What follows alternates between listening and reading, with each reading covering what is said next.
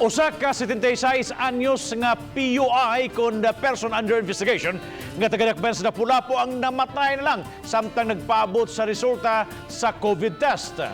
Lokal nga kagamahanan ni saad nga abagahon ang tanang galastuhan sa Tambalanan. Samtang aduna pa ilaing mga PUIs nga nagpaabot pa sa ilang resulta sa swab test. Si Luan Mirundina sa exclusive report.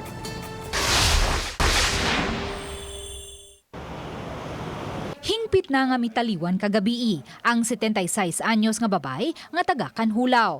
Niadtong Lunes nadangat kini sa usa ka pribadong tambalanan sa Dakbayan sa Lapu-Lapu tungod sa ubo, sipon ug hilanat apan nagnegatibo sa gihimong rapid test sa COVID.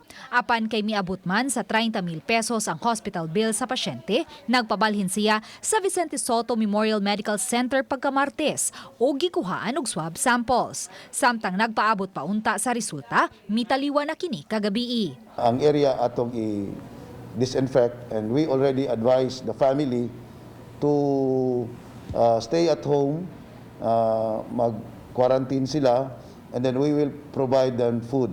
Matud sa mayor, abagahon sa Dakbayan ang tanang gastuhan sa tambalanan.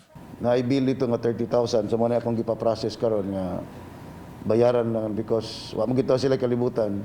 Ni fall man gid sila sa indigent. So kaunto ilahang gigarantiya nga bayaran sa syudad. Sa pagkakaroon, duha lang ang konfirmadong kaso sa COVID-19 sa Dakbayan sa Lapu-Lapu ug pulos mga lalaki nga mga senior citizens. May 14 pa ka mga PUI kan persons under investigation ang Dakbayan kansang resulta sa COVID test gipaabot pa usab. Uban ni Godfrey Rilien, Luan Mirundina, Balitang Besda.